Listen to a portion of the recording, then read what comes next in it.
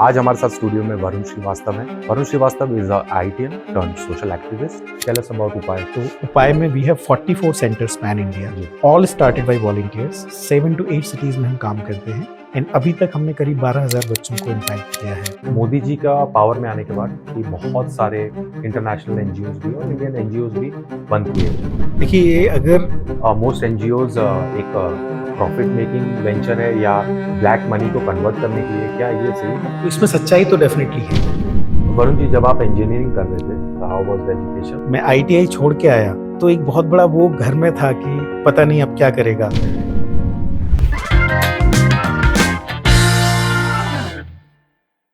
Hi guys, welcome back to another episode on Sunny Side Up. आज हमारे साथ studio में वरुण श्रीवास्तव हैं।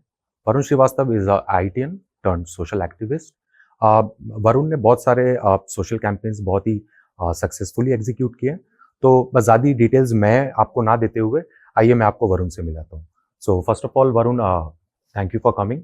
Hi Ketan and hello viewers of Sunny Side Up. I am Varun Srivastav. I am a founder and chairman of Upay and I work with NTPC as a Deputy General Manager. I am an alumnus of IIT Kharagpur. I am really happy to be here. Thank you for inviting me today. सो वरुण जी, थोड़ा सा पहले आप अपने childhood के बारे में बताइए। Tell us about you. थोड़ा सा एक स्मॉल इंट्रोडक्शन दीजिएगा हमको और व्यूअर्स को। Tell us about your journey from the start, थोड़ा स्कूलिंग के बारे में, एजुकेशन एंड थोड़ा सा college and how it all shaped up, थोड़ा इसके बारे में बताइए। Definitely Ketan. मैं basically born and brought up in a small village. Bundelkhand region में मेरा एक गांव पड़ता है। Okay. और मेरे फादर वैसे फार्मर है, एक फार्मर फैमिली से आता हूँ। जी। तो मेरा बचपन भी जैसा गांव के बच्चों का बचपन निकलता है जी। वैसा ही बीता। And I was not good at studies, बिल्कुल भी पढ़ने में मुझे बिल्कुल भी अच्छा नहीं लगता था। गांव में जैसे गांव के स्कूल्स होते हैं, बस उन स्कूल्स में पढ़ा। हमारा स्कूल में कोई बाउंड्री वगैरह नहीं थी, एक पीपल का पेड़ था, उसके नीचे हमारी क्लासेस चलती थी। तो बस आते थे स्कूल, बैग रखते थे और उसके पास आसपास जो खेत थे उसमें खेलने चले जाते थे। That was my childhood. फिर जब मैं गांव की एजुकेशन कंप्लीट कर लिया, हमारे यहाँ 8 तक स्कूल था। फिर मैं I move to a town, Chirgaon करके एक जगह है, वहाँ पे मैं 9th-10th अपना एजुकेशन वहाँ कर रहा था। तो आई फेल्ड इन 9th का जो मेरा पहला एग्जाम था, उसमें आई स्कोर्ड 0 मार्क्स, तो मैं वहाँ फेल कर गया। तो बहुत my mother she was very, मतलब वो चाहती थी कि ये बच्चा कुछ करे आगे, बिकॉज उनको लगता था ये गांव का बच्चा है, पता नहीं आगे बढ़ेगा कि नहीं बढ़ेगा। तो उनकी बड़ी दिली तमन्ना थी। तो फिर उसके बाद मैं 10th में था। 10th जब मैंने कंप्लीट किया तो मैंने ITI में मेरा सिलेक्शन हो गया। ITI आप लोग जानते होंगे, डिप्लोमा भी नहीं, उससे नीचे का कोर्स होता है। एंड एवरीबडी एज होम, सब लोग इतने खुश थे कि अरे वाह, बच्चे का तो ना लाइफ सेट हो गया, अभी जाएगा ITI करेगा, फिर अर्निंग शुरू कर देगा। बट मेरे एक प्रिंसिपल थे स्कूल के, जिस स्कूल में पढ़ता था, and I was student of Saraswati Vidya Mandir Chirgaon में। And that school saved my life. Actually जो मेरा लाइफ चेंज हुआ वो उस स्कूल में हुआ। तो उसके प्रिंसिपल थे, वो हमारे फादर के पास आए कि आप इसका एजुकेशन डिसकंटिन्यू मत कीजिए, बिकॉज 10th के बाद अगर ये ITI में चला जाएगा तो ये फर्दर स्टडी नहीं कर पाएगा। एंड माई फादर वॉज कि यार कितने पैसे लगेंगे, इसको आगे पढ़ाऊंगा तो इतना अच्छा अभी ITI में पहुंच गया, 1-2 साल करने के बाद जॉब लग जाएगा। कन्विंस किया कि आप पैसे का टेंशन मत लो, आप बस इसको स्कूल कंटिन्यू कराइए। एंड ही मेड श्योर कि जो भी स्कूल की बुक्स थी, जो भी फीस थी, everything he has taken care. तो वैसे मैं ITI से बच के अपना 11th-12th कंप्लीट किया। Meanwhile I lost my mother, मेरी मदर की डेथ हो गई when I was in 11th। तो that was one incident, because वो चाहती थी कि मैं कुछ करूं। तो फिर मैंने थोड़ा सा पढ़ाई में अपना मन लगाना शुरू किया। एंड आफ्टर 12th मैंने BSc किया 1 साल। तो वो जो ITI से मैं, बिकॉज ऑफ बहुत सारे लोगों ने हेल्प किया मेरा, और जो पर्सन 9th में फेल हो गया हो वो इंडिया के टॉप मोस्ट इंस्टीट्यूट में पहुंचे, तो that was a dream come true कि मैं ITI से IIT का जो जर्नी था बड़ा ही कुछ स्ट्रगलिंग रोलर कोस्टर रिमार्केबल नहीं हो गया वरुण जी कि 9th में आप फेल हो हुए एंड देन आपने BSc ज्वाइन किया उसके बाद फर्स्ट ईयर में। तो ये जो 9th से फर्स्ट ईयर का जो पीरियड है ये बहुत बड़ा नहीं है। तो इस पीरियड में इतना इस मेजर लेवल का ट्रांजिशन और कहा जाए कि आपने बीएससी चुना तो एक आपने बहुत अपने ऊपर एक रिस्पॉन्सिबिलिटी ली, एक सीरियस आपने जॉनर लिया स्टडी करने के लिए। तो ये इसका सबसे बड़ा क्रेडिट क्या आपके मदर्स डिमाइस को जाता है? क्या सीरियसनेस वहाँ पे बहुत ज़्यादा आई थी? मैं जब वो मेरे को बोलती थी कि आपको कुछ आगे करना है, जी। तो मेरे को ये लगता था कि नहीं, मैं विलेज में रहूँगा, ये करूँगा। एंड मैं आईटीआई छोड़ के आया, जी। तो एक बहुत बड़ा वो घर में था कि पता नहीं अब क्या करेगा। हुँ। अच्छा खासा सेट हो रहा था एंड इन बिटवीन उनकी डेथ हो गई। तो वो मेरे लिए एक टर्निंग पॉइंट था। फिर मैं मैथ में बहुत वीक था, जो सब्जेक्ट में फेल हुआ था वो मैथ था। ओके। एंड जब मैंने कॉलेज छोड़ा तो आई स्कोर्ड 100 आउट ऑफ 100। तो जब मैं अपने घर पे था तो रेंट पे रहता था, तो वहाँ छत थी। तो हाँ, मैं जो ईंट होता था उसको तोड़ के ज्योमेट्री मेरे को समझ नहीं आती थी। तो शाम को जब हम सोने जाते थे छत में, तब तक वो छत लाल हो चुकी होती थी। तो दैट वाज तो द आप काइंड ऑफ वो ईंटे के चौक बना के मतलब या वो ईंटे से ही आप अपने ईंटों से मैंने वो कैलकुलेशंस करते थे? मैंने वो बिकॉज़ मुझे ज्योमेट्री जब बुक्स पे ड्रॉ करता था नोटबुक पे, तो मुझे समझ नहीं आती थी, बहुत छोटा लगता था। तो छत होती थी और जी। चौक होती थी, वो ईंट का वो जी, टूटा जी, हुआ बिल्कुल, टुकड़े होते बिल्कुल, थे। जी। तो वो ज्योमेट्री मैंने वहाँ से सीखी। और फिर जब लाइफ में आपको कुछ एक लक्ष्य मिल जाता है, व्हेन यू नो दैट आपको ये करना है और जी। किसी के लिए करना है, जी। तो फिर आपको, मुझे नहीं लगता कि कोई भी ऐसी चीज़ है जो आपको रोक सकती है। यस। आपका फोकस लेवल एकदम से आपने उसको 100 कर दिया, मतलब अगर वो 10 पे होगा तो आपने मतलब in a span of 3 to 4 years आपने उसको एक्चुअली में 100 लेवल पे ले गया और आपने 100 आउट ऑफ 100 भी मैथ्स स्कोर में किया। स्कोर किया। वरुण जी, मैं जानबूझ के मैंने आपकी बहुत ज़्यादा स्टडी नहीं की आपके आने के पहले, क्योंकि मुझे अब और ये इम्प्रेसिव लग रहा है, क्योंकि मुझे नहीं मालूम था कि आपने एक्चुअली में आपकी इतनी हम्बल बिगिनिंग है। तो पहले तो हैट्स ऑफ है आपको, ये this is not a joke. मतलब मेरे जैसा बंदा, मैं तो सुन के घबरा गया, मेरे आंख में एक्चुअली अभी पानी आ रहा है। तो आपकी जो जर्नी स्टार्ट हुई है, इट्स वेरी हम्बल। और आई थिंक आपकी मदर्स के डिमाइस पे जो एक अनसर्टेनिटी आई लाइफ में और एक इनसिक्योरिटी भी आई कि एक जो मेरा सबसे प्राइम बिलीवर थे वो जा चुके हैं, तो आपको ऐसा लगा कि चलो उनके जीते जी नहीं तो भी उनके डेथ में भी एटलीस्ट मैं उनकी जो एक विश थी आपके लिए या वो जो चाहते थे आपके लिए, उसको आप मतलब फुलफिल करने का आपके अंदर एक फोकस आया। आई थिंक मुझे तो यही लगता है कि आपका Exactly. Mother's demise yes. It's very inspiring. बहुत अच्छा लगा ये सुन के वरुण जी। एंड चलिए, ये तो आपकी बीएससी की बात हो गई। Tell us about that, BSc का कैसी जर्नी रही आपकी So, college and post? BSc actually that was the one place जिसने मुझे एक्सपोजर दिया मेरी स्टडीज को कंटिन्यू करने के लिए। तो आई यूज्ड टू गो, मैं दूर रहता था साइकिल से 10 किलोमीटर, जो मेरा स्कूल था वहाँ जाता था, कॉलेज था।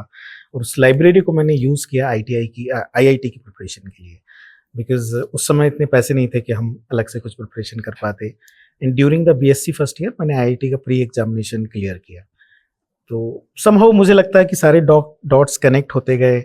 मैं बीएससी से जब वो प्री क्लियर हुआ तो मेंस के लिए फिर माय फादर वो मेरे साथ आके रहे और मैंने मेंस की प्रिपरेशन की। तो मेंस की प्रिपरेशन की तो मेंस भी निकल गया and then I reach to IIT Kharagpur. और जब मैं फर्स्ट कदम वहाँ आईआईटी खड़गपुर में रखा, तो आईआईटी खड़गपुर कभी अगर आपको जाने का मौका मिले तो गेट के बाहर एक बड़ा टैगलाइन लगा हुआ है, dedicated to the service of nation.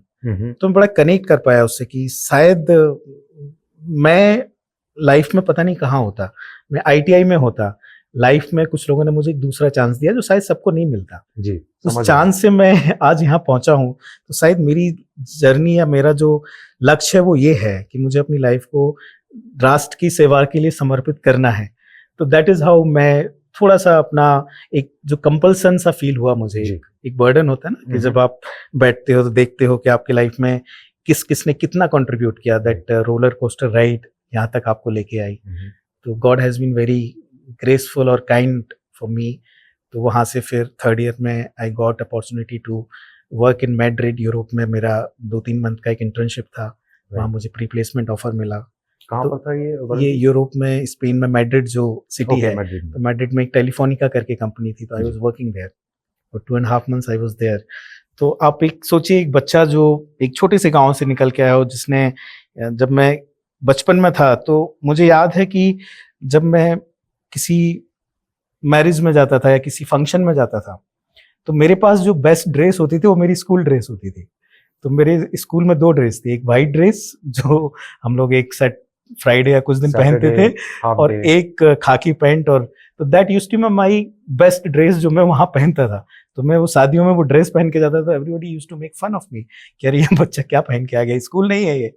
But from that place to reaching and Madrid में उस समय जो एक बड़ी अपीलिंग लाइफ थी, बड़ी लग्जरीफुल लाइफ थी, वो मुझे बड़ी अपील की। तो मुझे लगा कि अब मुझे यहीं सेटल होना चाहिए, because they gave me pre placement offer कि आप यहीं कंटिन्यू कर सकते हैं। बट देन माई फादर, उनको हार्ट अटैक आया, तो देन मैंने ड्रॉप किया कि नहीं, मैं मैड्रिड में नहीं रहूँगा, मैं वापस इंडिया जाऊँगा। And I came back to India. वो कभी कभी लगता है ना कि जब आप कहीं इधर उधर भागने की कोशिश कर रहे होते हैं ना, तो कुछ चीज़ें होती हैं तो आप कनेक्ट करते हैं, आप वो खींचते हैं कि नहीं भाई आपका डायरेक्शन ये है, to go there. That is how I came back to India. How is your father now? He is better now. He is paralytical now. उनको हार्ट अटैक आया, then कुछ पैरालिटिकल अटैक आए, तो not in a good shape, but he is still there and he is the source of inspiration for me. आप उनका ख्याल रखते हैं? हाँ, he stay with me only. तो मतलब I am really happy that उन्होंने लाइफ में बहुत कुछ स्ट्रगल किया, मुझे खड़ा किया, मुझे तैयार किया, और जब मुझे सबसे ज़्यादा ज़रूरत थी आफ्टर माई मदर डेथ, उन्होंने मदर और फादर दोनों का रोल प्ले किया। तो वो मुझे बड़ा इंस्पायरिंग लगता है, और मैं शायद उनको देखता हूँ और ये करता हूँ, और बहुत टाइम तक मैंने उनको बताया भी नहीं कि मैं क्या करता हूँ। तो ये वन जिनको करीब 6 साल बाद पता चला कि मैं क्या करता हूँ, बिकॉज ऑफ न्यूज़पेपर उन्होंने मेरे बारे में पढ़ा था। बट आई थिंक आपके जब आपने अपनी स्टडीज को बहुत सीरियसली लिया, तो आई थिंक आपके फादर ने भी आपको फुली सपोर्ट करना चालू कर दिया। He left behind everything, he मेरे साथ ही रहे वो काफी समय तक। तो that was a big decision for him. Are you married, Varun ji? No, not married. Not yet? Not yet. Do you plan on? I am planning, but yes, like I told you कि everything needs to fall in place. Yes, fall in place. And second thing is कि कुछ करने के लिए आपको कुछ खोना पड़ता है। तो maybe what I have achieved or what I am trying to do for others, some part of मेरा कुछ पर्सनल में maybe मैं शायद उसमें थोड़ा शायद पीछे रह जाऊंगा। आपका यही कहना है कि आपका जो सोशल रिस्पॉन्सिबिलिटी आपने ली है, yes, वो कहीं ना कहीं आपके पर्सनल लाइफ के जो टाइम लगेगा शादी के बाद, हाँ, उससे शायद आपको एक क्वेश्चन मार्क आता है थोड़ा सा कभी कभी आता है, बिकॉज मेरा बहुत समय इसमें जाता है। And I this has become, you know, it started as I told you as a compulsion, because I felt कि मेरे ऊपर एक ऋण हो गया है काफी लोगों का, तो वो मैं उतारना चाहता था। तो आई थॉट कि as a pay back to society मेरी रिस्पॉन्सिबिलिटी है कि मुझे बच्चों के लिए काम करना चाहिए। Then that compulsion became my passion, और अब ये लाइफ का मिशन बन गया है। तो वरुण जी, बच्चों की अगर हम बात कर रहे हैं तो आपको एक टाइटल भी मिला है, big brother to the street kids by Times of India. तो इसके बारे में थोड़ा बताइए, टाइटल के बारे में कैसे क्या मिला, क्या ऐसे आप कैंपेन्स किए थे, क्या किए थे? So like I told you कि ये मैंने एज अ पैशन स्टार्ट किया था जी। और जब मैंने उपाय स्टार्ट किया था तो बेसिकली मैं जो रूरल एरियाज में बच्चे रहते हैं जी, उनके साथ काम कर रहा था। मैं एनटीपीसी में पोस्टेड था, मौदा थर्मल पावर प्लांट में, नागपुर के पास में ही था। दैट इज वेयर हम लोगों ने उपाय की शुरुआत की। तो वो एक बड़ी अच्छी लाइफ थी, बिकॉज यू नो विलेज में पेरेंट्स चाहते हैं कि बच्चे आगे बढ़ें जी, जो चीज़ वो खुद नहीं कर पाए वो बच्चों में देखना चाहते हैं। तो जब हम लोग उनके लिए काम कर रहे थे तो दे वर वेरी हैप्पी, मतलब वो हम लोग को एज अ भगवान ट्रीट करते थे, इतना रिस्पेक्ट देते थे। और जब हम यहाँ आए 2014 में, मैं नागपुर आया जी, और नागपुर में मेरा इंटरेक्शन स्ट्रीट चिल्ड्रन के साथ हुआ, उन बच्चों के साथ। तो वहाँ मुझे रियलाइज़ हुआ, और केतन जी इतनी स्टोरीज़ है ना, इतनी स्टोरीज़ हैं, मैं अपने वॉलंटियर्स के साथ शेयर करता हूँ, इतनी जो मतलब दिल को छू जाने वाली ऐसी स्टोरीज़ हैं उन बच्चों की। तो मुझे लगा कि, और सच में उन बच्चों का शायद कोई नहीं, शायद हमारे साथ, मेरे साथ मेरी माँ थी, फिर मेरे फादर थे जिन्होंने मुझे सपोर्ट किया। और जब मैं इन बच्चों को देखता हूँ तो मुझे दिखता है कि इनके साइड खड़ा होने वाला इनके माँ बाप भी नहीं है। इनके माँ बाप भी नहीं चाहते ये बच्चे आगे बढ़े। उन्होंने इनको पैदा इसलिए किया है कि थोड़ा अर्निंग हैंड्स बढ़ गए हैं, इन दे यूज देम। जो बच्चा पैदा होता है ना तो सीधा कमाने पे लग जाता है, ऑब्जेक्ट की तरफ यूज होता है। 6 days old baby, 10 days old baby, उसको मतलब आप उनको ट्रेड करते हैं ऑब्जेक्ट्स की तरह। दे आर अर्निंग सोर्स, कि आप एक रात के लिए 1000 रुपए दो, 6 days का बेबी लेके जाओ और आप रात भर उससे भीख मांगो, अच्छा यू कमाओ। That kind of things are going on. तो मुझे लगा कि यार इनका कोई नहीं है, तो अगर जब कोई मुझे उन बच्चों का बिग ब्रदर बोलता है तो I could connect with them कि चलो जिनका कोई नहीं उनके लिए मैं हूँ, बाकी सबके लिए कोई ना कोई तो है। तो I feel happy, that is one title which they have given me.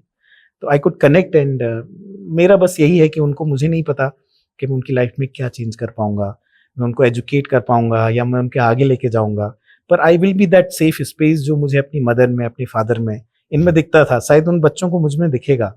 तो दैट कनेक्ट, इसलिए ये जो टाइटल है ये मैं काफी, it is close to my heart. मैं चाहता हूँ कि ये ऐसा ही रहे।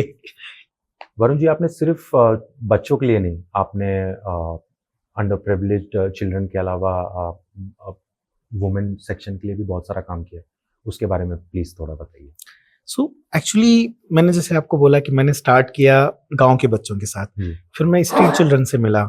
तो स्ट्रीट चिल्ड्रन के साथ जब काम कर रहा था, और वो भी मैं अगर आपको जर्नी बताऊं कि मैं कैसे वो स्टार्ट किया, मैं नागपुर में था, और नागपुर में मैं अक्सर जब सिग्नल से पास करता था तो बहुत सारे बच्चे आ जाते थे, और आई थिंक हम सब ने देखा होगा उन बच्चों को कि वो जब भी आप सिग्नल से जाते हो तो आपको वो आते हुए मिल जाते हैं। बिल्कुल।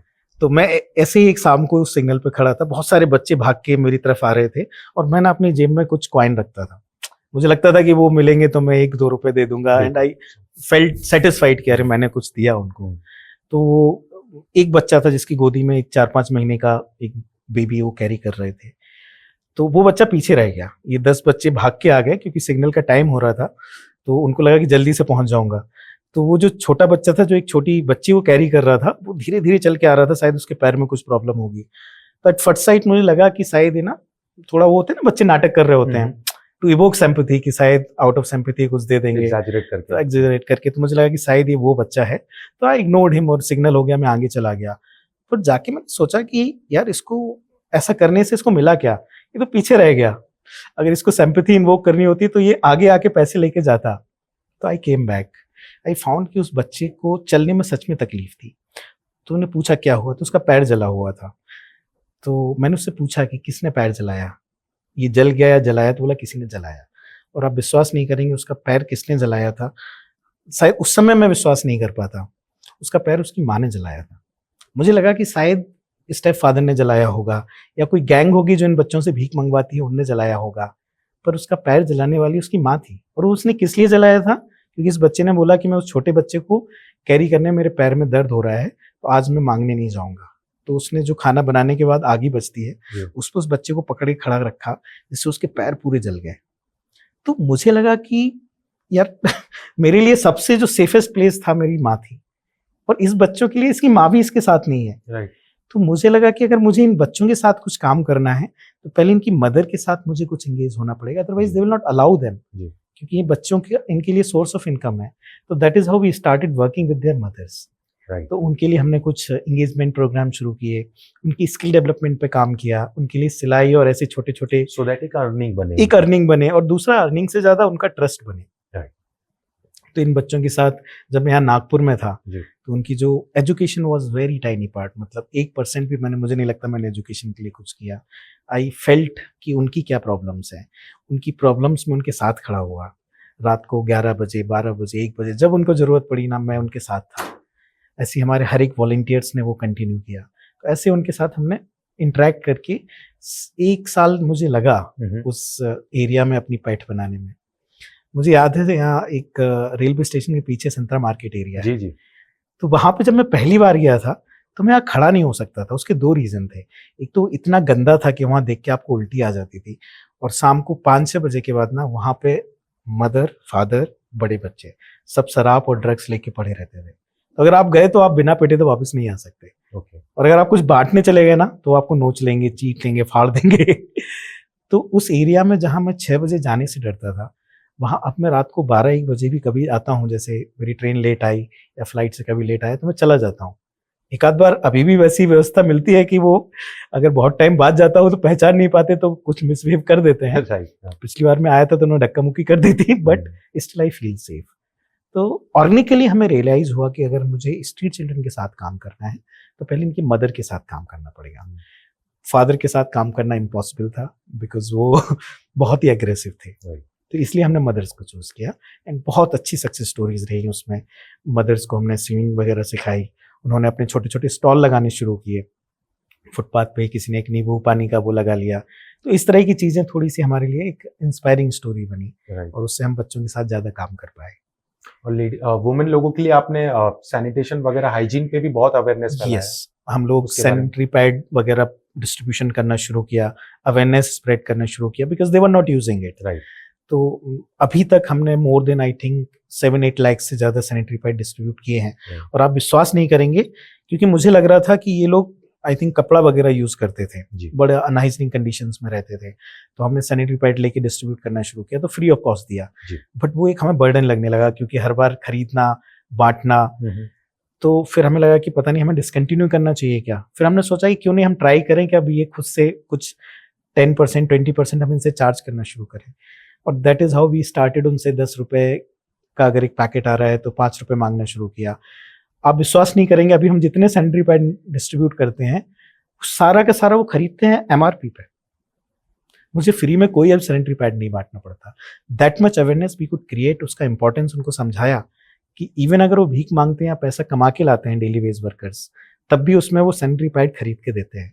अब तो खैर गवर्नमेंट का इनिशिएटिव आ गया, तो वो 1 रुपए में भी जन औषधालय से सैनिटरी पैड मिल जाता है। तो that has been a good thing for us. But I am happy कि एक फुटपाथ और एक उस पर रहने वाली लेडी सैनिटरी पैड के लिए पैसा इकट्ठा करके लाती है और खरीद के लेके जाती है। That kind of change we can. ये यानी भी एक बहुत अच्छे लेवल का अवेयरनेस आप लोगों ने जनरेट Yes. किया।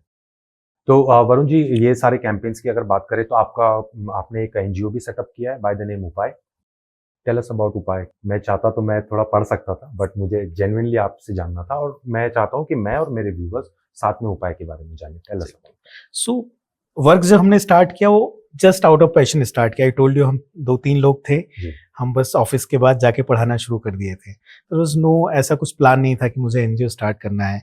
आई was working in a government sector, तो उसमें ही इतने बिजी रहते थे। तो पर धीरे धीरे जब हमने वहाँ काम करना शुरू किया, तो जिन बच्चों को हम पढ़ाते थे उन्होंने वहाँ पे क्लासेस लेनी शुरू कर दी।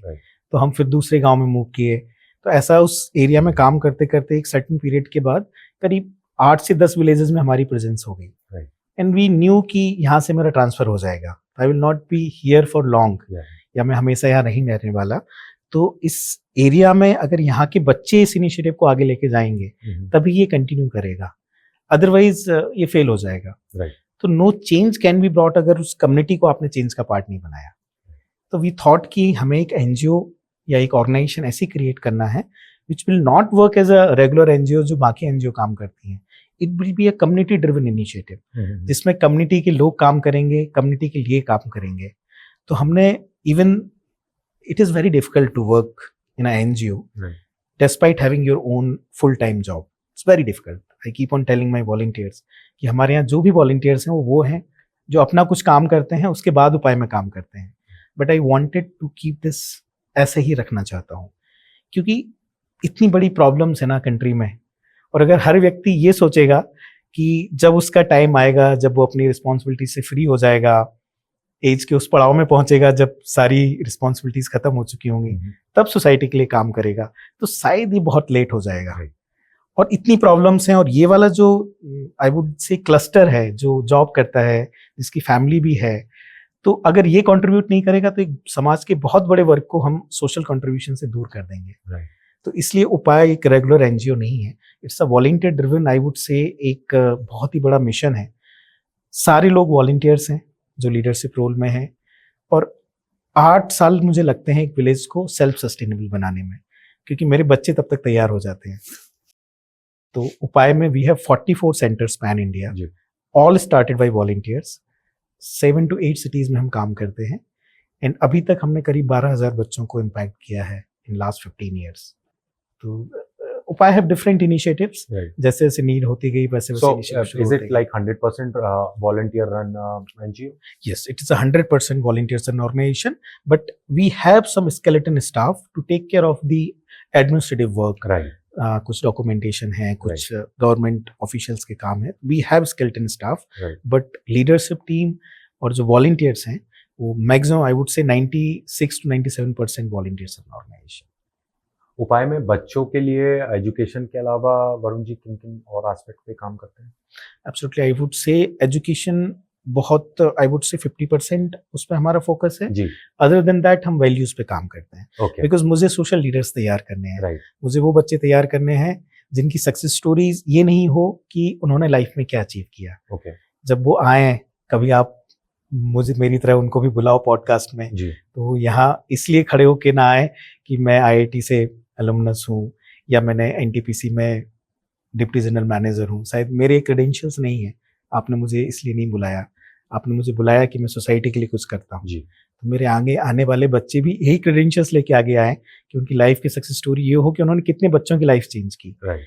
And education is one thing जो लाइफ चेंज करता है। It's a most powerful tool. तो आप ट्रेडिशनल वैल्यूज को भी बहुत इंपॉर्टेंस देते हैं? बहुत बच्चों में इंपॉर्टेंस सिखाने देते हैं, बिकॉज उस पे ही हम अपनी टीम तैयार करते हैं। Right. तो हर बच्चे को वो वैल्यू सिस्टम सिखाते हैं ताकि मैं वहां ना रहूं तो वो चलता रहे। में। So you believe कि राइट एजुकेशन के साथ साथ उसका ट्रेडिशनल वैल्यूज साथ में होना जरूरी है for the right implementation of the education? Absolutely. आप देखें, अगर education without values is meaningless, sometimes it is dangerous. मैं टेक्निकल एग्जांपल भी दे जी। सकता हूं आपको कि अगर आप में वैल्यूज हैं तो आप same engineer can become APJ Abdul Kalam. जी, और अगर आप टेक्निकली बहुत अच्छे हैं पर आप में अगर डिस्ट्रक्टिव थॉट्स आ गए हैं तो you can become Osama bin Laden also. वो भी एक इंजीनियर था। True. तो it is not your technical knowledge और your I would say professional knowledge जो आपको महान बनाती है। It is how you are going to use it. yeah. आप उसको समाज के उत्थान के लिए भी यूज कर सकते हैं, आप समाज के विनाश के लिए भी यूज कर सकते हैं। तो that comes Right, from right. Your mentality. तो इसलिए हम Right. उस पर काम करते हैं। एजुकेशन आ जाएगी। बट वरुण जी, ये सबको रन करने के लिए, उपाय को रन करने के लिए पैसे भी तो लगते हैं। टेल अस अबाउट दैट कि क्या आप डू यू हैव पीपल या इज देयर अ स्ट्रक्चर जो आप फॉलो करते हैं फंडिंग के लिए? क्योंकि आई एम श्योर वॉलंटियर्स होने के बाद भी अगर हम कुछ कर रहे हैं समाज के लिए तो इट रिक्वायर्स मनी। तो आप इन चीज़ों को कैसे आप हैंडल करते हैं, द मनी पार्ट और द फाइनेंस पार्ट? तो आई वुड से कि जो हमारी रिक्वायरमेंट है ना वो जी। बाकी लोगों से बहुत कम है। जी, रीजन बीइंग कि हम अगर 96% वॉलंटियर्स ड्रिवन ऑर्गेनाइजेशन है जी, तो वो कॉस्ट अपने आप कम हो जाता है वर्क फोर्स का। हम्म, दूसरा, हम जो काम करते हैं वो गवर्नमेंट इंफ्रास्ट्रक्चर को यूज करते हैं। जी, we never create any parallel infrastructure. Hmm, तो मेरे सेंटर्स या तो गवर्नमेंट स्कूल्स में चलते हैं, आंगनबाड़ी में चलते हैं या फुटपाथ पे चलते हैं। तो फुटपाथ पे उतना जरूरत नहीं पड़ता।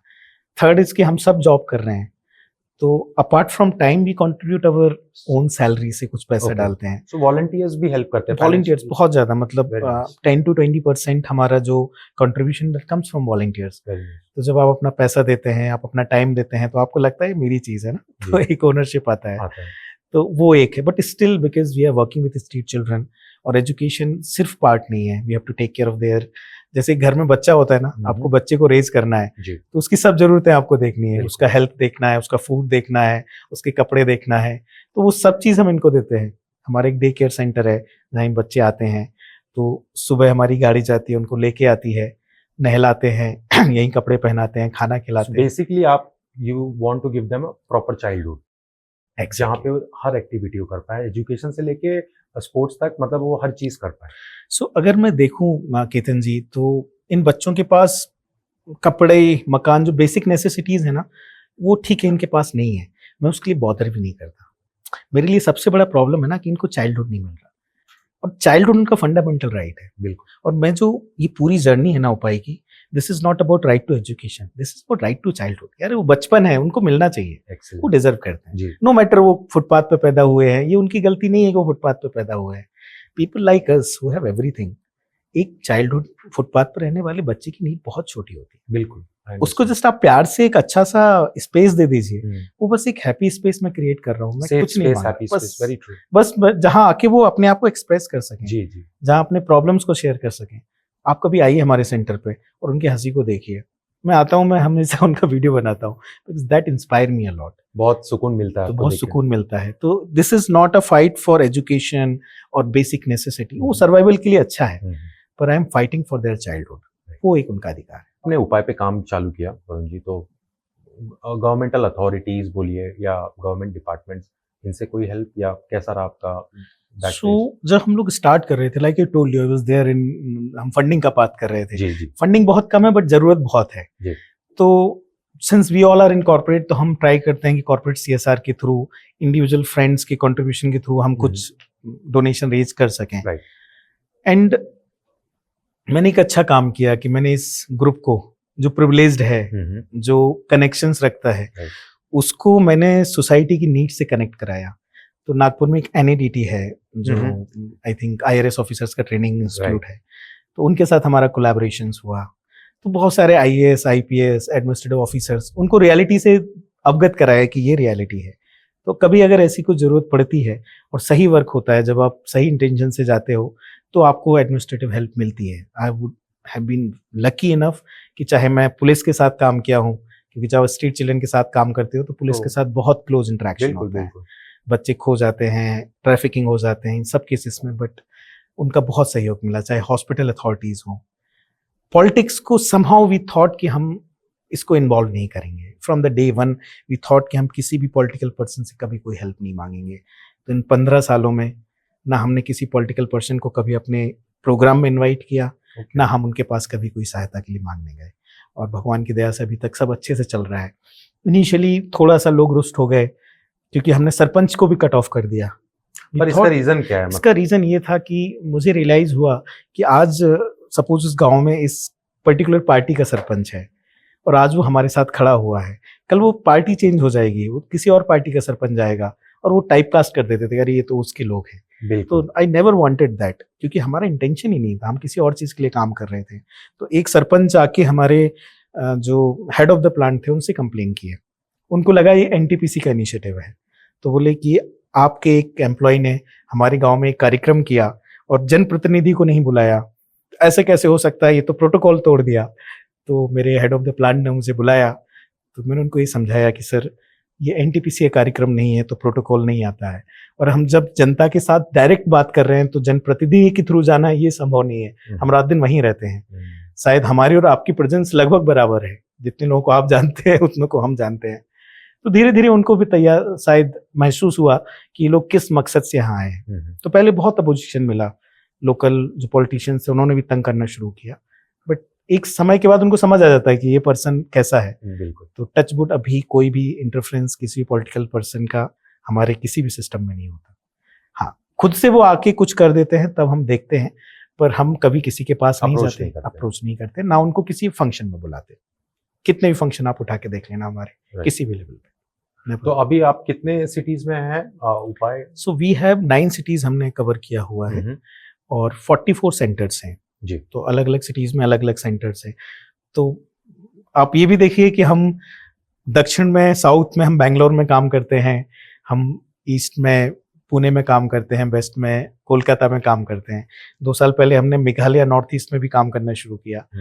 तो फर्क नहीं पड़ता कि लैंग्वेज का बैरियर हो, कि आपको बंगाली आनी चाहिए, आपको गारो की लैंग्वेज आनी चाहिए मेघालय में, आपको कन्नड़ आनी चाहिए। यहाँ पे आई थिंक वॉलंटियर्स जो होते हैं उनका रोल बहुत इंपॉर्टेंट हो जाता है, because they are the one जो उस चैप्टर को शुरू करते हैं, लोकल कम्युनिटी में है और में उनके साथ बिल्कुल वेरी ट्रू। तो एक अच्छा स्ट्रेंथ हमें वहां से मिलता है। जी, मोदी जी का पावर में आने के बाद 2014 के बाद हमने बहुत देखा कि बहुत सारे इंटरनेशनल एनजीओज भी और इंडियन एनजीओज भी बंद किए गए। तो इसका रीजन क्या है? क्या मतलब ये जो लोग बोलते हैं कि मोस्ट एनजीओज एक प्रॉफिट मेकिंग वेंचर है या ब्लैक मनी को कन्वर्ट करने के लिए, क्या ये सही है या इसके बारे में थोड़ा बताइए? देखिए, अगर ऐसा लोग सोचते हैं तो इसमें सच्चाई तो डेफिनेटली है जी।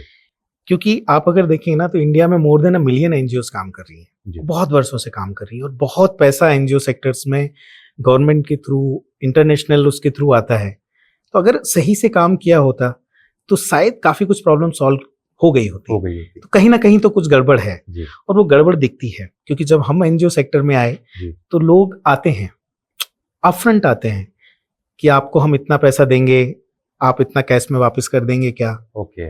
और जब कोविड आया था, जब नोटबंदी हुई थी, तो लोग बहुत अप्रोच किए कि हम आपको 2 करोड़ देंगे, आप इतना मुझे वापस कर देंगे क्या?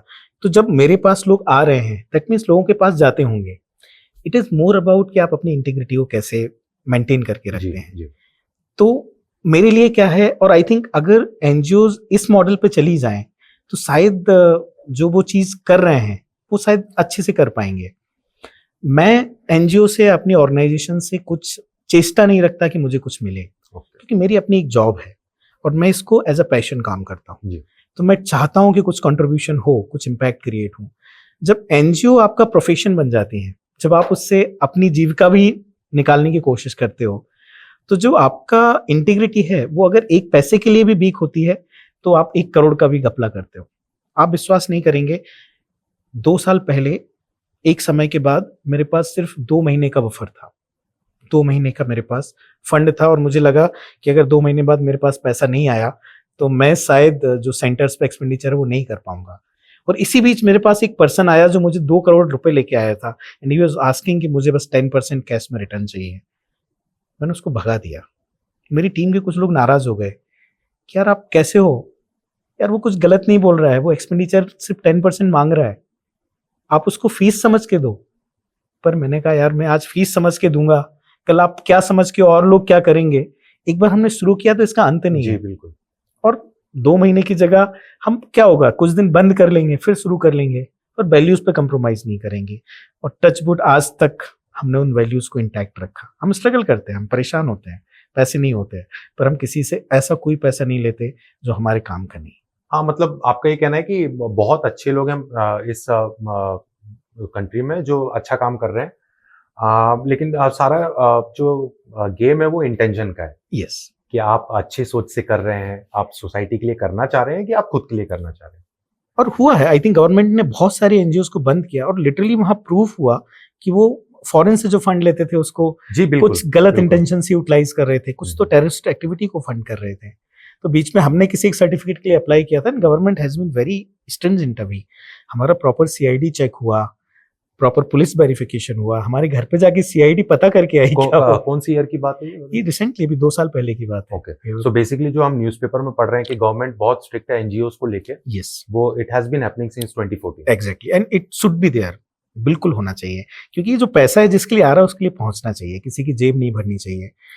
और इतने हमने सुना है कि कंट्री ने 2014 के बाद अ लॉट ऑफ यूके के फंड्स भी बहुत सारे ब्लॉक हाँ, किए हैं। Ford was one of the major beneficiaries जिसकी फाउंडेशन को गवर्नमेंट ने बैन किया। जी, और जब हम लोग अपने टाइम पे थे तो we used to look at Ford Foundation as a pillar. As a pillar. जी, बट जो पिलर थे, अब जब मैं इस सेक्टर में आया हूँ तो उनके सिस्टम्स मुझे पता पड़ा है वो कैसे काम कर रहे थे। जी, इट शुड नॉट बी, ऐसे काम नहीं होना चाहिए एनजीओ सेक्टर में। और उसके लिए जरूरी है कि जो पैशनेट लोग हैं, जी। जो सच में चेंज क्रिएट करना चाहते हैं, उनको उतरना पड़ेगा। लेकिन वरुण जी, जब भी हम कुछ अच्छा काम करते हैं या कोई भी फील्ड में, तो आपने भी देखा है कि कुछ लोग ऐसे हैं जो उसका गलत फायदा उठाते ही हैं। आई एम श्योर कि एनजीओ की स्टार्ट जब हुई होगी तो अच्छे लोगों ने ही स्टार्ट की होगी, right. But down the line लोगों को ये भी समझा होगा कि इसमें दूसरे जरिया तरीके से है। हम, तो ये तो हम हर फील्ड में देखते हैं कि अगर हम अच्छा भी काम शुरू करें तो डाउन द लाइन उसका गलत तरीके से फायदा भी लोग उठाते हैं। एग्जैक्टली, आई थिंक वो बहुत नेचुरल है किसी जी, भी फील्ड जी, में। जी, बट अगर वो परसेंटेज 10-20% रहता है जी, तो ठीक है, कोई बात नहीं, हर जगह चलता है। बट जब वो परसेंटेज ऐसा हो जाए कि मैक्सिमम लोग वो कर रहे हैं, तब वहां पे आई थिंक गवर्नमेंट हो को जाती है। इंटरवीन करने की बहुत जरूरत थी। Right. तो गवर्नमेंट ने सही किया, it was very much needed.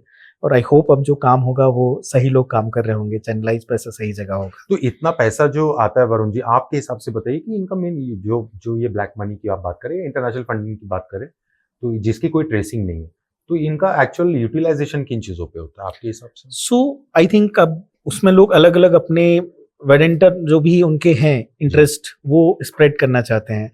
कुछ रिलीजियस इंटरेस्ट से आते हैं जी, जिसके थ्रू वो अपने रिलीजियस प्रोपोगंडा को स्प्रेड करना चाहते हैं। जी, कुछ लोग अपना जो ब्लैक मनी है उसको वाइट करना चाहते जी। हैं। कुछ कॉर्पोरेट्स ने अपनी फाउंडेशंस बना रखी हैं, तो जो गवर्नमेंट के ऑब्लिगेशंस हैं सीएसआर वाले, हाँ, हाँ, उसको वो मीट करने का ट्राई करते थे।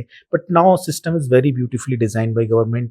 इवन सीएसआर का पैसा कहाँ स्पेंड हो रहा है, कहाँ आप स्पेंड कर सकते हो, वो सब चेक है। सारा चीज अब लिंकिंग हो गया है। जो आपका डोनर आपको डोनेट करता है उसका पैन कार्ड का लिंकिंग है, उसके इनकम टैक्स में ऑटो रिफ्लेक्ट होता है। तो lot of reforms have been done. Like तो मतलब 2014 के बाद जेन्युइनली बहुत सारा इसमें रिफॉर्म हुआ है। बहुत रिफॉर्म हुआ है। तो इसका क्रेडिट कहीं ना कहीं मोदी गवर्नमेंट को देना चाहिए। यस, आप दे सकते हैं Absolutely. डेफिनेटली। वरुण जी, उपाय के एक आध ऐसी स्टोरी बताइए कोई बच्चे की, of tell us a story initial years की, कोई एक बच्चे की स्टोरी जिसके कारण आपको लगा कि आपको एक सेटिस्फैक्शन मिला और आपको लगा कि ये चीज मुझे करते रहना है और हमेशा करना है। सो आई थिंक 15 साल से हम लोग काम कर रहे हैं तो बहुत सारी ऐसी स्टोरीज हैं डेफिनेटली। पर जो वर्क है उसका मोटिवेशन सक्सेस नहीं है, बिकॉज वी फील कि अगर जिस दिन मेरे दिमाग में ये आ गया कि इस सक्सेस से मुझे ड्राइव होना है, तो जिस दिन मैं फेल होऊंगा उस दिन मैं शायद पीछे हट जाऊंगा।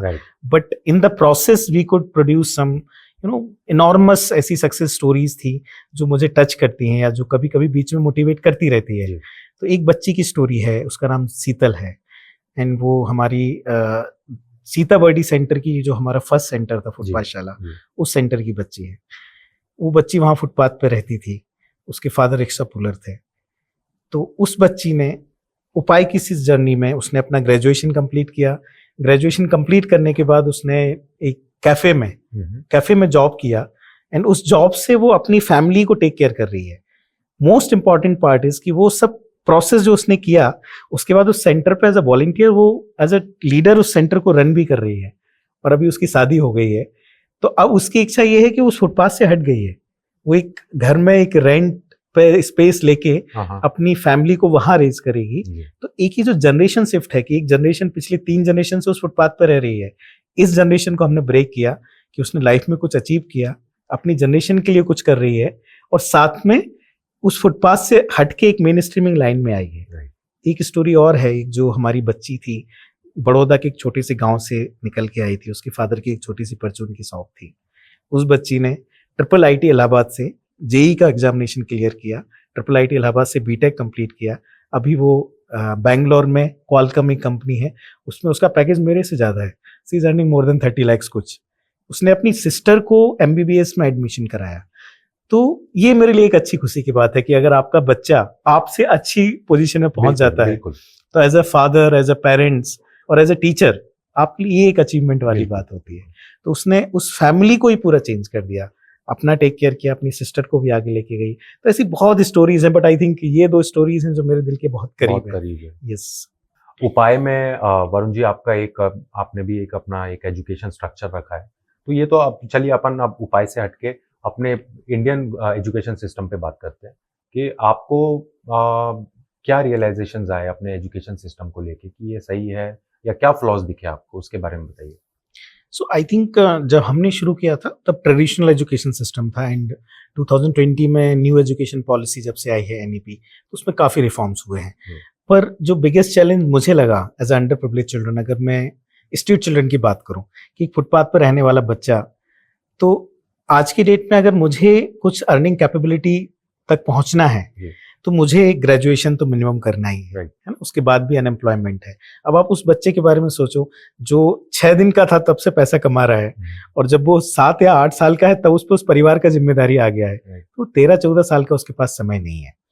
तो सबसे इम्पोर्टेंट था कि एक सर्टेन एज के बाद शायद वो मैथ में कुछ क्वाड्रेटिक इक्वेशंस वगैरह सीख के लाइफ में क्या करेगा, तो लाइफ में उनको वो चीजें सिखानी जो उनको मे बी 1 साल 2 साल बाद कुछ अर्निंग कैपेबिलिटी दे सके। That was missing from our education system. तो आई थिंक अब वो रिफॉर्म्स में वो स्किल डेवलपमेंट, वोकेशनल स्किल्स के ऊपर फोकस आया है, और गवर्नमेंट का भी टारगेट है, और I think I could see eight ground कि वो इम्प्लीमेंट हो रहा है। हम लोगों ने भी इम्प्लीमेंट किया है, इंफ्रास्ट्रक्चर पे बहुत काम हुआ है। पर जो सबसे ज्यादा लैक करता है, जो मुझे लगता है कि पेनफुल एरिया है, वो है कि जो क्वालिटी ऑफ टीचर्स है। आप अपने से रिलेट करो केतन जी, जब आपके समय पे जो टीचर्स होते थे, उन टीचर्स का कितना पैशन होता था पढ़ाने के लिए, और आज जो टीचर है उसमें वो पैशन नहीं है, वो उसको एज अ प्रोफेशन ट्रीट कर रहा है। आप देखें ना, टीचिंग वो प्रोफेशन है जो राष्ट्र निर्माण करता है। आप सारे प्रोफेशन को हटा दीजिए, ये है जो एक बच्चे को तैयार कर रहा है, एक भविष्य को देश के निर्माण कर रहा है। तो वहां पे हमें इन्वेस्ट करने की जरूरत है, उन टीचर्स को मोटिवेट करने की जरूरत है। पर मैं देखता हूँ कि गवर्नमेंट स्कूल का जो टीचर है वो आज की डेट में ना, वो पता नहीं, एक जो होता है ना जो हर जगह फिट हो जाता है, उस तरह यूज होता है कि जनगणना हो रही तो टीचर से करा लो, कुछ और हो रहा है, कैंप हो रहा है तो टीचर से करा लो, गांव का कुछ सर्वे हो रहा है तो टीचर से करा लो।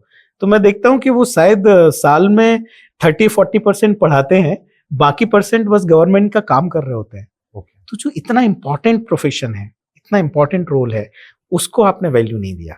मुझे लगता था कि जैसे सिविल सर्विसेज होती है ना, IPS, IAS, इस तरह टीचर की सर्विसेज नेशनलाइज सर्विस होनी चाहिए। इंडियन टीचिंग सर्विस, ITS कुछ होना चाहिए, जिससे जो एकदम पैशनेट और अच्छे लोग हैं ना, उनको देश के निर्माण की जिम्मेदारी देनी चाहिए।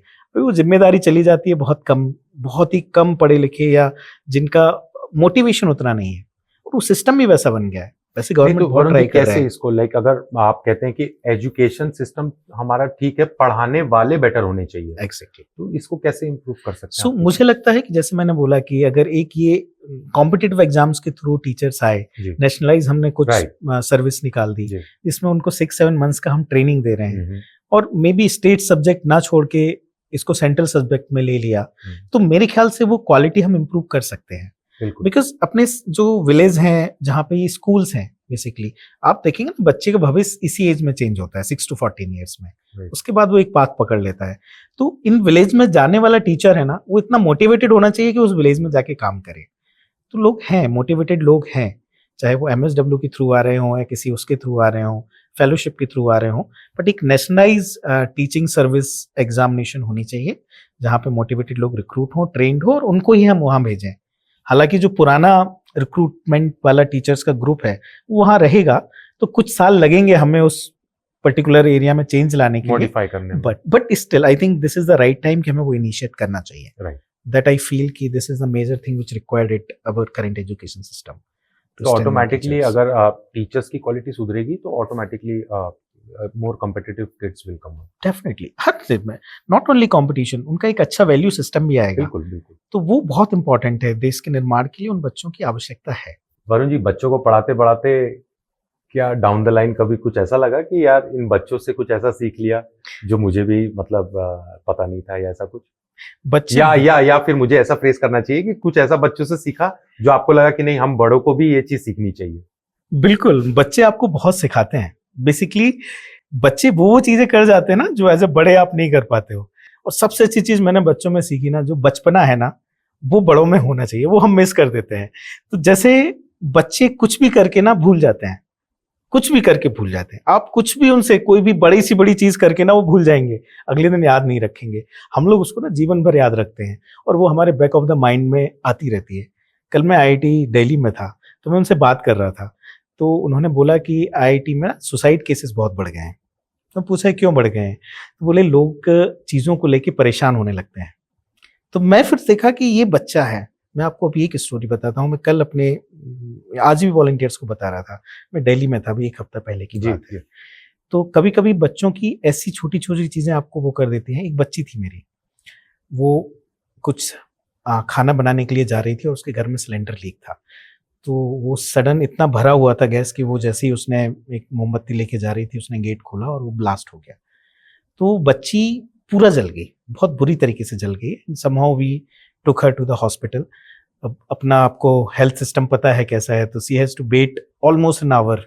60% जली हुई बच्ची, सफदरजंग जैसा जो हॉस्पिटल है दिल्ली का, top most hospital, I was with her. We are waiting outside for 1 hour. उस पूरी प्रोसेस में वो बच्ची इतना पेन में रही होगी, मेरे को थोड़ा जलता है, मैं बहुत दर्द देता है, पर वो पूरा एक काम एंड कंपोज वो मेंटेन करके रखी हुई थी। और उसकी मम्मी बाहर रो रही थी, तो उसने मेरे को बुलाया, बोला सर मम्मी को बोलो कि रोए नहीं, उनको देख के ना पापा को भी रोना आ रहा है। तो जब बच्चे ऐसी ऐसी बातें बोल जाते हैं ना, तो लगता है कि यार हम बड़े छोटी छोटी चीजों को लोग इतने परेशान होते हैं। मेरे घर में कुछ हो जाता है, मैं परेशान हो जाता हूँ, मेरे को बॉदरेशन होने लगती है। बच्चों का जो भोलापन है ना, बचपना है ना, वो बड़ों में रहना चाहिए, वो खत्म नहीं होना चाहिए ना। हमारी लाइफ कितनी आसान हो जाएगी ना। बहुत अच्छी। किसी से कल झगड़ा हो गया, हम याद रखते हैं कि इससे तो बदला लेना है ना। जब तक वो पूरा नहीं हो जाता तब तक मैं अपनी लाइफ का सारा एनर्जी उस पर लगा देता हूं। आई थिंक बिकॉज हम लोग जैसे जैसे बड़े होते हैं, हम लोगों का एक इंडिविजुअलिटी और ईगो भी बढ़ने लगता है। और आई थिंक बच्चों में ईगो नहीं होता है, तो ये सबसे बड़ा एक प्लस पॉइंट बच्चों में ये रहता है कि इसलिए वो भूल जाते हैं, क्योंकि वो ईगो पे रख के कोई चीज दिल पे नहीं लगाते हैं। आज पापा ने मारा, कल भूल के सुबह सुबह पापा को प्यार करना है। बच्चों का बहुत मुझे ऐसा लगता है। एक और छोटी सी इंसिडेंट मुझे याद है। मैं कुम्हारी करके मेरा गाँव में वहां पे था। तो एक दिन 2 पेरेंट्स मेरे पास आए। वो बच्चे आपस में एक दूसरे को मार दिए थे। एक ने इसके सर में स्लेट मार दिया तो उसको वो लड़ लिए, तो ये तो इतना मारे। उसके बाद उनके माँ बाप में तो हाथापाई हो गई, वो बिल्कुल पुलिस केस हो गया करके मेरे पास आए कि मैं अपने बच्चे को नहीं भेजूंगा, आपके इसमें ये होता है वो होता है। मैंने कहा चलो यार ये तो बड़ा गड़बड़ हो गया। तो वो दिन हो गया।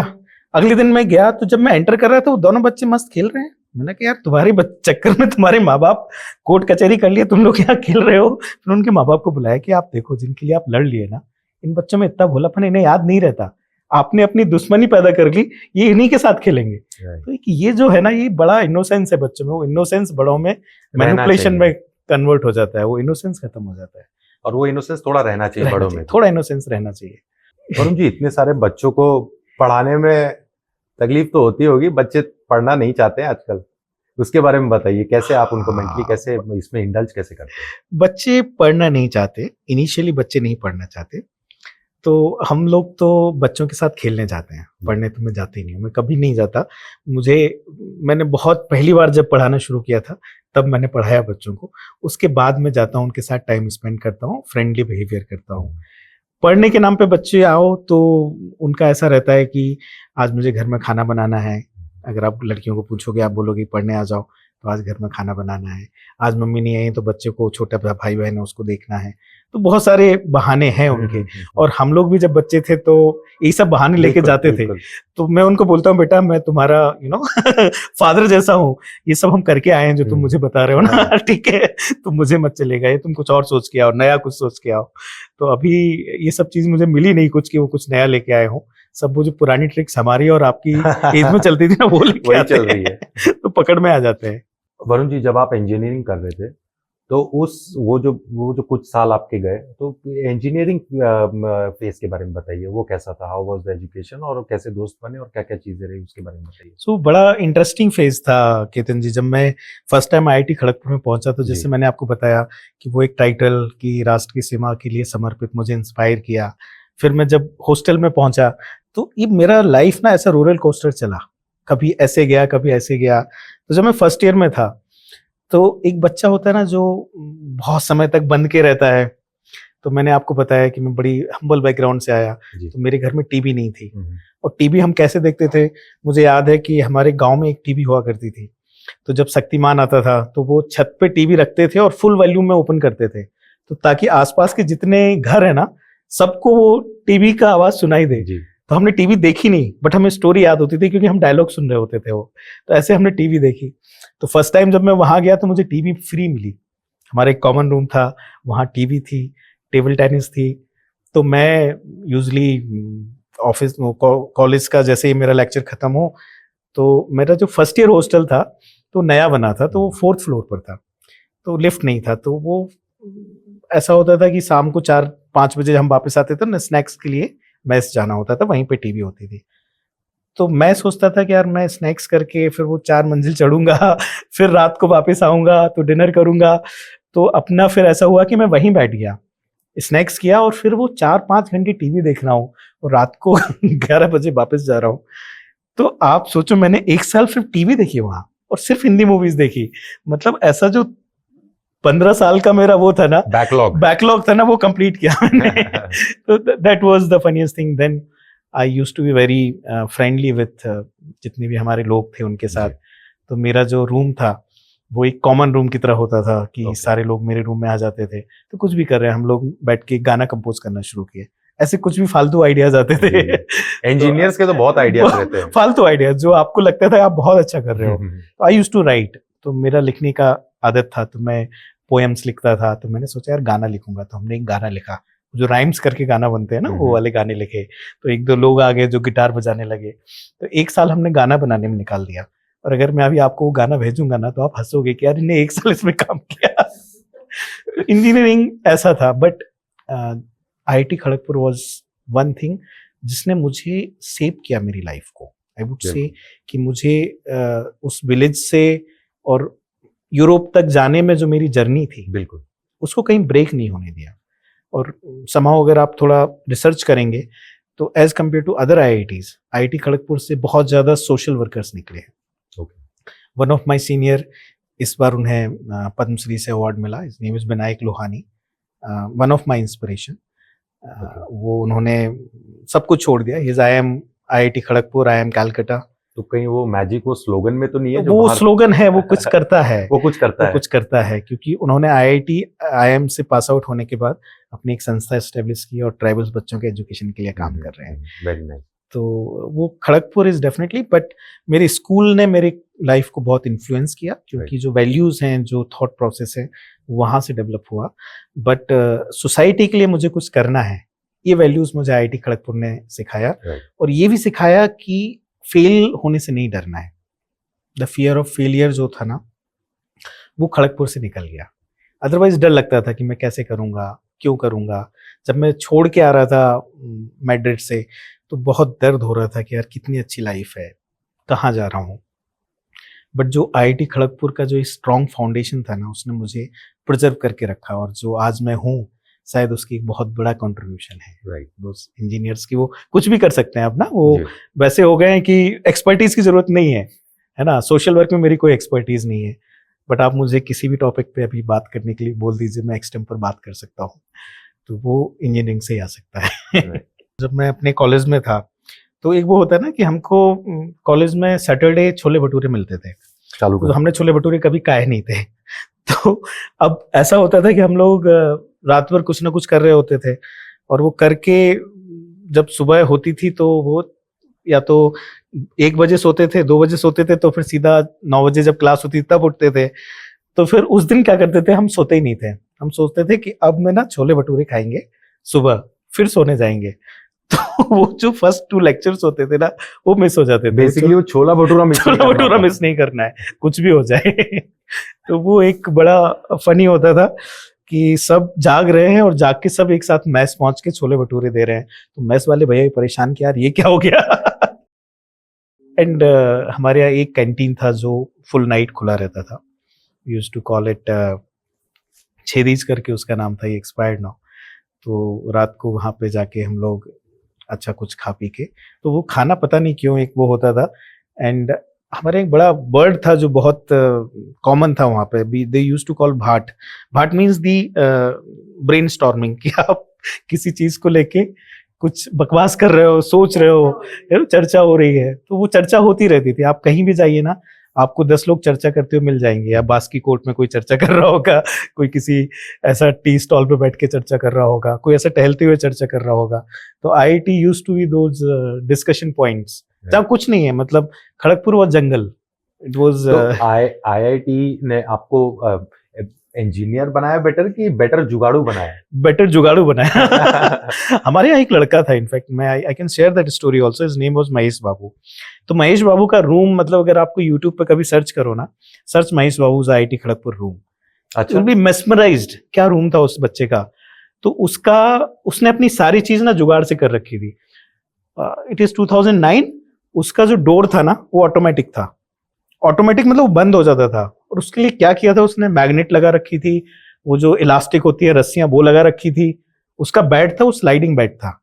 तो वो जो हमारे जो बेड थे, तो वो जो लोहे के 2x5 के जो बेड होते हैं ना, वो बेड थे। तो उसने 8 बेड अरेंज किए हुए थे, एक के ऊपर एक। और वो 8 बेड अरेंज करके ना, उसने कुछ ऐसा सिस्टम बनाया था कि वो एक बेड को खिसकाता था, दूसरा बेड स्लाइड करता था। फिर उसके रूम में आप गए ना, तो कंप्यूटर ऐसा हैंगिंग था, ऐसी रस्सियां बंधी हुई थी चारों तरफ। तो यूपीएस यहाँ लटक रहा है, सीपीयू इधर लटक रहा है, मॉनिटर इधर लटक रहा है, यहाँ माउस लटक रहा है।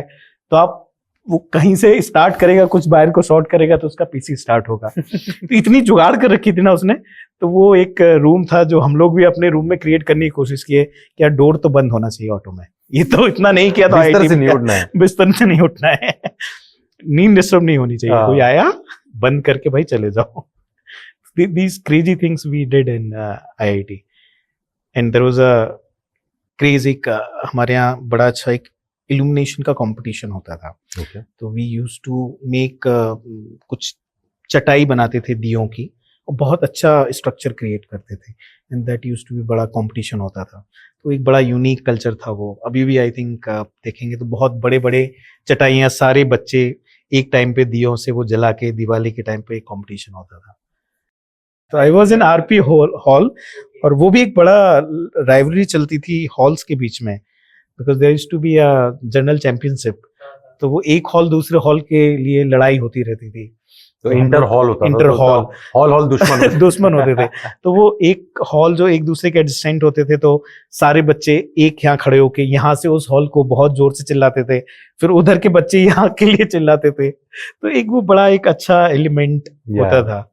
And birthdays used to be मतलब मोस्ट पेनफुल। मतलब आप ये सोचते थे कि अपनी बर्थडे वाले दिन यहाँ नहीं रहना है, बिकॉज आपको इतनी मार पड़ेगी, बर्थडे बम्स इतने पड़ेंगे ना कि आप मतलब 3-4 दिन तो आई यूज टू रिमेम्बर कि मैं 3-4 जीन्स पैंट पहले पहन लेता था, then I use to put something and then मैं जाता था कि यार ये मार पड़ेगी तो अवॉइड तो कर नहीं अवॉइड सकते। कर नहीं सकते। और फिर अगर आप थोड़े से भी फेमस हैं उस एरिया में, राइट, तो आपका जो बर्थडे सेलिब्रेट होता था वो मेरा बास्की कोट में होता था। तो जो बास्की कोट में जितने लोग इकट्ठे हो सकते थे वो आके आपको पीटते थे, तो आपको 1 हफ्ता 10 दिन आपकी बर्थडे याद रहती थी यार कि हाँ ये बर्थडे है कुछ। These are some moments which we miss. Varun ji, आपको यंग एलुमनाई अचीवर्स अवार्ड भी मिला है खड़गपुर में? यस, इन 2019 मुझे यंग एलुमनी अचीवर अवार्ड दिया IIT खड़गपुर ने, and I am one of those I would the recipients जो basically other than engineering field से हटके कुछ कर रहे थे राइट, सोशल फील्ड में। एंड वो जब अवार्ड स्टार्ट हुआ तो I was the first recipient of that award. तो आई फेल्ट लकी कि IIT सिस्टम में इतने सारे लोग इतनी फील्ड्स में, जहाँ से सुंदर पिचई जैसे लोग गूगल को हेड कर रहे हैं, वो Right. वहाँ से निकले हों। तो उस कॉलेज में अगर वो आपको रिकग्नाइज करता है उस लेवल पे, तो डेफिनेटली इट्स अ प्रिविलेज और वो Fulfillment अवार्ड लगता है। फुलफिलमेंट लगता है कि कुछ मिला है। राइट। तो ऐसे बहुत सारे अवार्ड्स मिले। आई थिंक एक FM ने भी मुझे अवार्ड दिया था। बहुत सारे अवार्ड्स मिले, बट ये वाला जो अवार्ड्स है ये मेरे करीब है काफी। तो Varun ji, first of all मैं ये कहना चाहूँगा कि मैं आपसे मिलके बहुत ही अपने आप को खुशनसीब मानता हूँ, क्योंकि आपकी जो लाइफ स्टोरी है, जो हम्बल बिगिनिंग है आपकी, और जिस हम्बल बिगिनिंग से आपने एक अपनी मदर को खोने के बाद जो एक ड्रास्टिक चेंज लाया अपने दिनचर्या में, और उसके बाद जो आपने सक्सेस को मतलब परस्यू किया और अचीव किया, और इतना सब कुछ करने के बाद भी आपका जो पैशन था वो समाज की सेवा करना था, वो ही आपने पूरी तरह परस्यू किया, और आज शायद वही रीज़न है जो हम दोनों आमने सामने बैठे हैं। तो Varun ji, first of all तो truly it's a honour to meet you, and secondly I would like to say कि आज की जो जनरेशन है, जो बहुत जल्दी डिस्करेज हो जाती है, बहुत जल्दी डिसअपॉइंट हो जाती है, और पेशेंस लेवल बहुत कम है, बिकॉज आप बहुत हम्बल बिगिनिंग से हैं, मैं आपकी बहुत रिस्पेक्ट करता हूँ। What is your message to this new generation, आज के बच्चे, और जिनकी पेशेंस बहुत कम है आज के इस न्यू टेक्नोलॉजी में, इनके लिए आपका क्या मैसेज है? जी, मैं हमेशा ये मानता हूँ कि इंडिया के पास जो एडवांटेज है दैट इज यूथ। Right. मतलब सबसे अगर हम आगे हैं तो बिकॉज हमारे पास यूथ पॉपुलेशन बहुत ज़्यादा है, बिल्कुल, और यूथ इतना एनर्जेटिक है, इतना उसके पास एनर्जी है कि उसको अगर हमने सही डायरेक्शन में चैनलाइज किया तो हम, आई थिंक ऐसी कोई प्रॉब्लम नहीं होगी जिसको हम सॉल्व ना कर पाएं। Right. तो मैं उनके लिए एक ही मैसेज देता हूँ, मैं जब भी किसी कॉलेज में जाता हूँ तो आई ऑलवेज टेल देम कि जापान में एक वर्ड है, दे कॉल इट इकागाई, जिसको इंग्लिश में इकिगाई हम बोलते हैं, उसकी एक बुक भी है। तो आई ऑलवेज टेल देम कि ट्राई टू फाइंड योर इकागाई, कि आप लाइफ में, और इकागाई का मीनिंग है कि you find the purpose of your life. Okay, तो every youth should find the purpose of their life, but उसमें कंफ्यूज कहाँ हो जाते हैं कि वो लाइफ के छोटे छोटे जो बेबी माइलस्टोन्स है ना, उनको वो अपना लाइफ का पर्पस बना लेते हैं। तो मैं अभी एक बडिंग, एक यंग आई वुड से कि NGO स्टार्ट करने वाला एक सोशल वर्कर था। ही केम टू मी 1 साल पहले, ही सेड कि मैं ऐसा ऐसा कुछ करना चाहता हूँ। तो आई टोल्ड हिम कि चलो करो। अभी मैं पिछली बार मिला उससे just 6 months back, he was very discourage, बहुत ही परेशान था कि नहीं सर कुछ नहीं हो रहा, कैसे होगा, मैं तो अब इसको छोड़ना चाहता हूँ। मैंने पूछा कि क्या था तुम्हारा पर्पस? तो बोला मैं ये करना चाहता था। तो मैंने कहा ये लाइफ का पर्पस था क्या? बोले हाँ। तो मैंने कहा क्या लाइफ निकल गई? तो जब आपको अपना इकागाई मिल जाएगा ना कि मुझे लाइफ में ये अचीव करना है, तो फिर सब चीजें will fall in place, and that ikigai should have something for the world. क्योंकि जो वर्ल्ड की प्रॉब्लम्स है ना वो फिक्स्ड हैं, वो चेंज नहीं हो सकती। Right. तो आप अपनी एस्पिरेशन, अपने जीवन का पर्पस आप ढूंढ लो कि आप क्या करना चाहते हो लाइफ में, और वो पर्पस इन नीड्स से अगर अलाइन कर लिया आपने, तो शायद इस जो कंट्री की जो सोशल प्रॉब्लम्स है ना, हम इनको एड्रेस कर पाएंगे। तो just find your ikigai, that is the best message I can give to any youth. जो भी करना है लाइफ में करो। Thank you so much Varun ji, बहुत अच्छा लगा आपसे आज बात करके। लेट्स होप कि वी मीट अगेन, और नेक्स्ट टाइम हम बात करें तो मे बी उपाय बिकम समथिंग मच बिगर, और आई होप कि उपाय के साथ साथ आपके और मल्टीपल NGOs हो जाए। It was a great privilege, and that's it guys. आज के एपिसोड में हमारे साथ वरुण श्रीवास्तव जी थे। It was a blast, truly inspiring story, and Varun ji की स्टोरी से तो हमने यही लिया है कि आपकी लाइफ की के जो स्टार्ट में आपकी कंडीशंस है या प्रॉब्लम्स है, वो आपकी लाइफ की एंड नहीं है, नो मैटर कैसे भी प्रॉब्लम्स आपके लाइफ में आए, if your attitude is right, और अगर आपके साथ आपकी सोच अच्छी है और आपके पास लोग अच्छे हैं, तो you will find success. And इसका जीता जागता मतलब हमारे पास एग्जांपल वरुण जी हमारे सामने बैठे हैं, जिन्होंने इतना हम्बल बिगिनिंग होने के बाद भी आज he has achieved a pinnacle in his own sense, और बहुत सारे रिमार्केबल काम किए। तो this is what I would like to end the show with. So thank you guys, and see you in the next episode. Thank you so much for having me here, Ketan ji. Thank you so much.